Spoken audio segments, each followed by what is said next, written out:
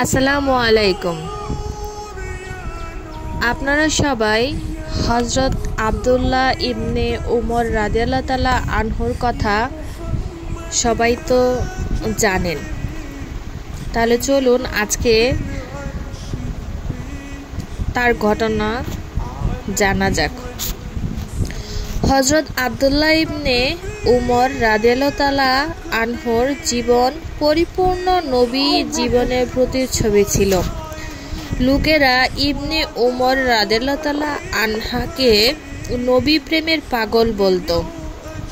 আল্লাহর রাসূলের কোনো সুন্নত তিনি বাদ দিতেন না। তিনি আল্লাহর রাসূলের সামাজিক ও পারিবারিক জীবনের প্রতিটি বিষয়ও পুঙ্খানুপুঙ্খ রূপে পালন করতেন। শুধু তাই নয়, আল্লাহর রাসূল হজের সফরে যেখানে যেখানে থামতেন তিনিও হজের সফরে সেসব স্থানে থেমেছেন। যে সকল জায়গায় আল্লাহর রাসূল সাল্লাল্লাহু আলাইহি ওয়াসাল্লাম নামাজ আদায় করেছেন তিনিও সেই সকল স্থানে নামাজ আদায় করেছেন। আল্লাহর রাসূল যে রাস্তা দিয়ে চলেছেন তিনিও সে রাস্তা দিয়ে চলেছেন। এমনকি যেখানে আল্লাহর রাসূল সাল্লাল্লাহু আলাইহি ওয়াসাল্লাম ইন্তিজা করতেন সেখানেও তিনি ইন্তিজা করতেন।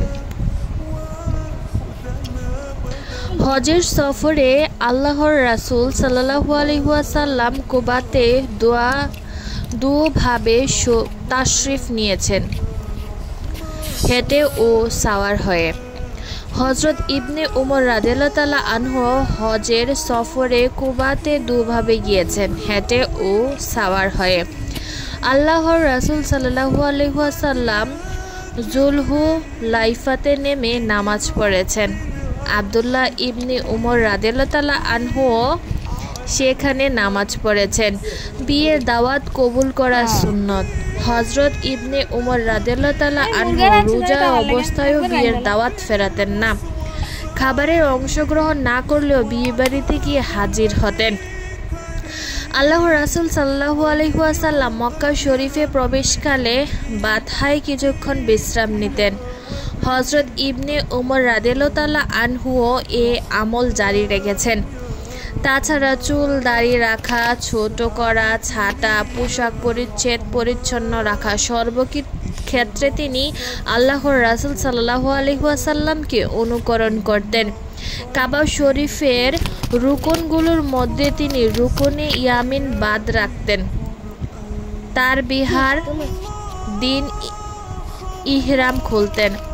রঙের মধ্যে হলুদ রং ব্যবহার করতেন। চপ্পল পরতেন। লোকেরা জিজ্ঞাসা করত, আপনি এমন কেন করেন? তিনি বলতেন, আল্লাহর রাসূল সাল্লাল্লাহু আলাইহি ওয়াসাল্লাম এমনটিই করতেন। হযরত আব্দুল্লাহ ইবনে উমর রাদিয়াল্লাহু তাআলা আনহু রাত্রির বেশিরভাগ সময় নফল নামাজে মশগুল থাকতেন।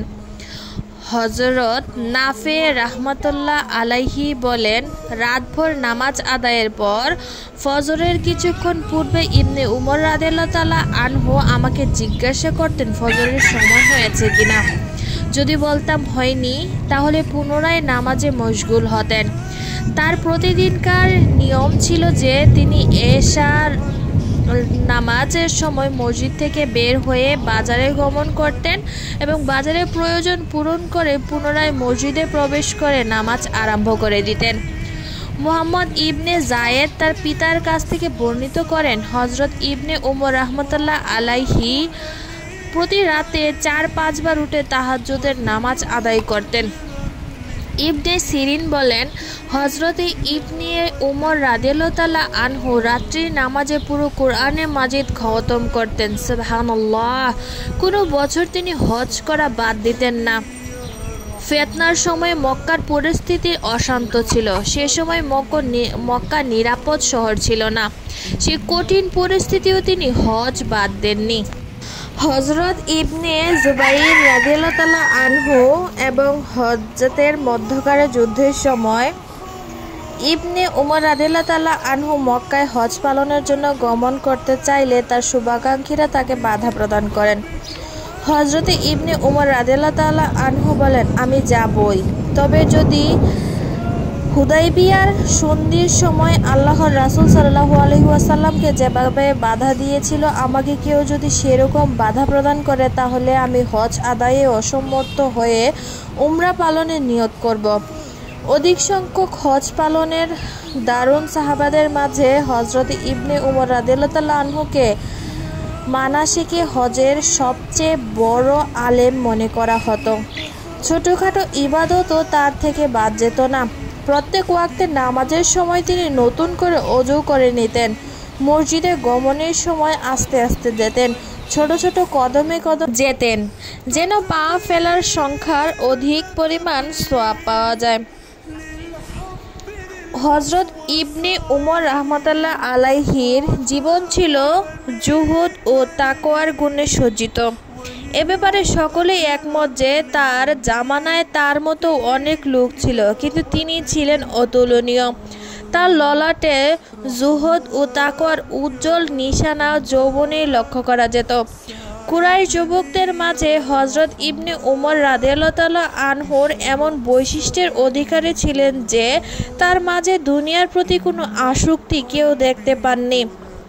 হযরত জাবের রাদিয়াল্লাহু তাআলা আনহু বলেন, আমাদের মাঝে দুনিয়ার চাকচিক্য দ্বারা একমাত্র ইবনে উমরকে আকৃষ্ট হননি। দুনিয়ার পঙ্কিলতা ও বিত্ত বৈভবের আকাঙ্ক্ষা থেকে তিনি ছিলেন সম্পূর্ণ মুক্ত ও পরিচ্ছন্ন। রাসূলুল্লাহ সাল্লাল্লাহু আলাইহি ওয়াসাল্লাম ইবনে উমরকে রাজুলে সালেহ অর্থ সনদ দিয়েছিলেন। এর কারণ হলো যৌবনের শুরুতে ইবনে উমর রাদিয়াল্লাহু তাআলা আনহু প্রায়ই মসজিদে ঘুমাতেন। একথা স্বপ্নযুগে তিনি দুজকের ফেরেশতাদের দেখতে পান। তারপর তিনি সেই স্বপ্নের কথা তার বোন হযরত হাফসা রাদিয়াল্লাহু তাআলা আনহাকে জানায়। হযরতে হাফসা রাদিয়াল্লাহু তাআলা আনহা আল্লাহর রাসূল সাল্লাল্লাহু আলাইহি ওয়াসাল্লামকে এ বিষয়ে অবহিত করলে তিনি বলেন, আব্দুল্লাহ যদি রাতের নামাজ আদায় করে অর্থাৎ তাহাজ্জুদের নামাজ আদায় করে তবে সে রাজুলে সালেহ। এ কথা শুনে ইবনে উমর রাদিয়াল্লাহু তাআলা আনহু রাতের অধিকাংশ সময় নামাজে মশগুল থাকতেন। জীবনের শেষ দিকেও তার এ অভ্যেস পরিবর্তনে আসেনি। একথা হযরত জাবের রাদিয়াল্লাহু তাআলা আনহু লোকদেরকে বলেন, কেউ যদি আল্লাহর রাসূল সাল্লাল্লাহু আলাইহি ওয়াসাল্লামের এমন সাহাবীকে দেখতে চায় যার মাঝে আল্লাহর রাসূল সাল্লাল্লাহু আলাইহি ওয়াসাল্লাম অবর্তমানেও তার কোনো রকমের পরিবর্তন হয়নি, তবে সেজন্য ইবনে উমর রাদিয়াল্লাহু তাআলা আনহুকে দেখে। তিনি ব্যতীত আমাদের সবাইকে সময়ের আবর্তনে পরিবর্তন করে দিয়েছে।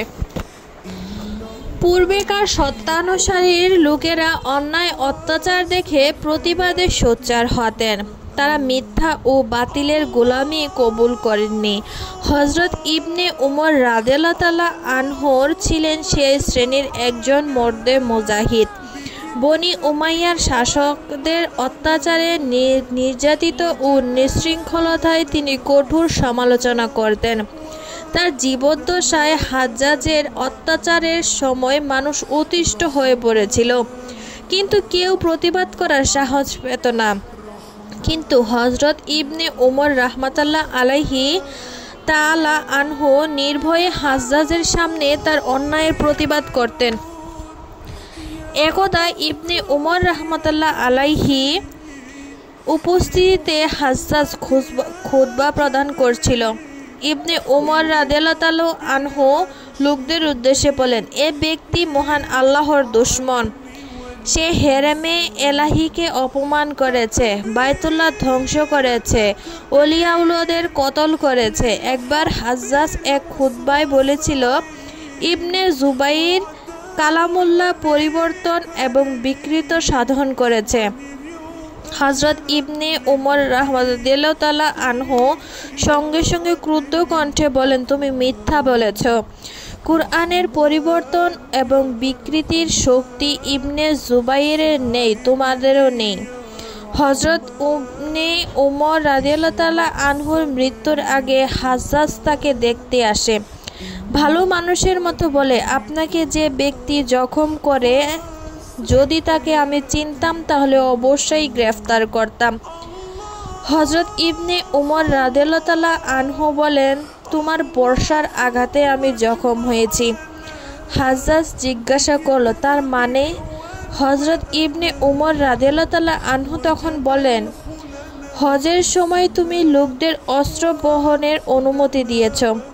কাবা ঘরে যে কেউ অস্ত্রসহ প্রবেশ করতে পারে, তুমি এরকম আদেশ দিয়েছ। তারপরেও জিজ্ঞেস করো আমাকে কে জখম করেছে। একদা হাজ্জাজ বক্তৃতা দিতে দাঁড়ায়। ইতোমধ্যে আসর নামাজের সময় হয়। ইবনে উমর রাদিয়াল্লাহু তাআলা আনহু দুইবার হাজ্জাজকে বক্তৃতা সংক্ষিপ্ত করতে বলেন, কিন্তু কোনো লাভ হলো না। তৃতীয়বার তিনি উপস্থিত লোকদের উদ্দেশ্য করে বললেন, আমি যদি এখান থেকে উঠে যাই তবে কি আপনারা আমার সঙ্গে উঠে যাবেন? সবাই বলল, হ্যাঁ, যাবে। তারপর ইবনে উমর রাদিয়াল্লাহু তাআলা আনহু হাজ্জাজকে লক্ষ্য করে বললেন, তোমার নামাজের প্রয়োজন নেই। এই কথা বলে তিনি উঠে গেলেন। হাজ্জাজ তখন মিম্বর থেকে নেমে নামাজ আদায় করল। নামাজ শেষে ইবনে উমর রাদিয়াল্লাহু তাআলা আনহুকে জিজ্ঞাসা করল, আপনি কেন এমন করলেন? ইবনে উমর রাদিয়াল্লাহু তাআলা আনহু বলেন, আমার নামাজ আদায়ের উদ্দেশ্যে মসজিদে আসি, কাজে যখন নামাজের সময় হবে তখনই নামাজ আদায় করতে হবে। নামাজের পরে তোমার যত দীর্ঘ বক্তৃতা দেওয়ার ইচ্ছা তা দিও। রাসূলুল্লাহ সাল্লাল্লাহু আলাইহি ওয়াসাল্লামের প্রতি মুহাব্বত ছিল উমর ইবনে উমর রাদিয়াল্লাহু তাআলা আনহুর জীবনের মূলধন। এই মুহাব্বতেই তিনি মনে অশেষ প্রশান্তি অনুভব করতেন। আল্লাহর রাসূল সাল্লাল্লাহু আলাইহি ওয়াসাল্লামের ওফাতের পর তিনি যেন ছন্নছাড়া হয়ে গিয়েছিলেন। তিনি নতুন কোনো ঘর তোলেননি, নতুন কোনো বাগান করেননি। আল্লাহর রাসূল সাল্লাল্লাহু আলাইহি ওয়াসাল্লাম প্রসঙ্গ কোথাও আলোচিত হলে তিনি কেঁদে ফেলতেন। কোথাও সফরে গেলে ফিরে এসে আল্লাহর রাসূল সাল্লাল্লাহু আলাইহি ওয়াসাল্লামকে সালাম জানাতেন। আল্লাহর রাসূল সাল্লাল্লাহু আলাইহি ওয়াসাল্লামের প্রতি অফুরন্ত মহব্বতের আহলে বাইতের প্রতিও তার মহব্বত ছিল অসামান্য। একদা এক বেদুইন হযরত ইবনে উমর রাদিয়াল্লাহু তাআলা আনহুর কাছে মশার রক্তের কাফফারা সম্পর্কে জানতে চায়। তিনি বেদুইনের বাড়ি কোথায় জানতে চায়। সে বলে, ইরাকে। হযরত ইবনে উমর রাদিয়াল্লাহু তাআলা আনহু লোকদেরকে ডেকে বললেন, দেখো, ওরা আল্লাহর রাসূল সাল্লাল্লাহু আলাইহি ওয়াসাল্লামের প্রাণপ্রিয় দৌহিত্রকে জবাই করে কতল করেছে, অথচ আজ ওদের একজন আমার কাছে মশার রক্তের কাফফারা সম্পর্কে জানতে চাইছে। তারা আল্লাহর রাসূল সাল্লাল্লাহু আলাইহি ওয়াসাল্লামের দুজনের একজন দৌহিত্রকে হত্যা করেছে, যাদের সম্পর্কে আল্লাহর রাসূল সাল্লাল্লাহু আলাইহি ওয়াসাল্লাম বলতেন, এরা দুজনই হচ্ছে আমার দুনিয়ার বাগানের দুটি ফুল। হযরত আব্দুল্লাহ ইবনে উমর রাদিয়াল্লাহু তাআলা আনহু যেমন ছিলেন দানশীল, তেমন ছিলেন জাহেদ, আবেদ, মুত্তাকি। কখনো কারো কাছে কিছুর জন্য হাত পাতেননি। লোকজন তার খেদমত করতে চাইত, অথচ তিনি তা গ্রহণ করতেন না।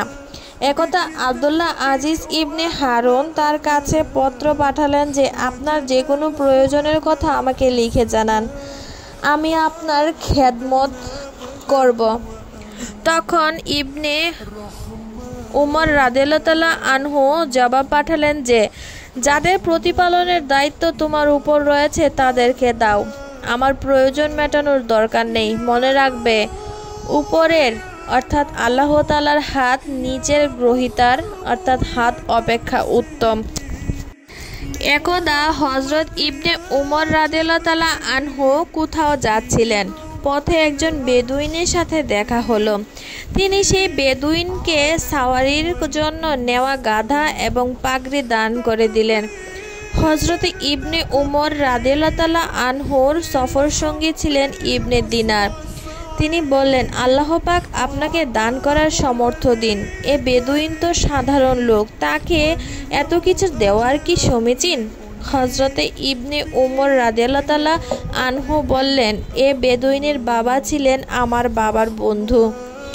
আল্লাহর রাসূল সাল্লাল্লাহু আলাইহি ওয়াসাল্লামকে বলতে শুনেছি, পিতার বন্ধুদের সঙ্গে উত্তম আচরণে অনেক নেকি পাওয়া যায়। সুবহানাল্লাহ। একদা এক ব্যক্তি হযরতে ইবনে উমর রাদিয়াল্লাহু তাআলা আনহুকে জিজ্ঞাসা করল, কুরআন পাকে 5 ওয়াক্ত নামাজের কথা এবং সালাতুল খাওফের কথা আছে, অথচ মুসাফিরের নামাজের কথা কোথাও উল্লেখ নেই, এমন কেন? তখন হযরত আব্দুল্লাহ ইবনে উমর রাদিয়াল্লাহু তাআলা আনহু বললেন, ভাতিজা, আল্লাহ পাক নবীজি সাল্লাল্লাহু আলাইহি ওয়াসাল্লামকে নবী বানিয়ে প্রেরণ করেছেন। আমরা মূর্খ ছিলাম, কিছুই জানতাম না, কাজেই তাকে আমরা যা কিছু করতে দেখব আমরা তাই করব। এ কথার অর্থ হলো সব মাসালা কুরআনে পাকে সুস্পষ্ট বর্ণিত থাকা আবশ্যক নয়, বরং আল্লাহর রাসূল সাল্লাল্লাহু আলাইহি ওয়াসাল্লাম থেকে প্রমাণিত হলেই তা আমলযোগ্য। আমরা নবীজি সাল্লাল্লাহু আলাইহি ওয়াসাল্লামের কয়টা সুন্নাহ মানি? নবীজির নির্দেশিত পথে আমরা কতটুকু চলি? আল্লাহ পাক আমাদেরকে নবীজি সাল্লাল্লাহু আলাইহি ওয়াসাল্লামের দেখানো পথে চলার তৌফিক দান করুক। আল্লাহ তাআলা আমাদের সবাইকে হেদায়েত দান করুক। আমিন।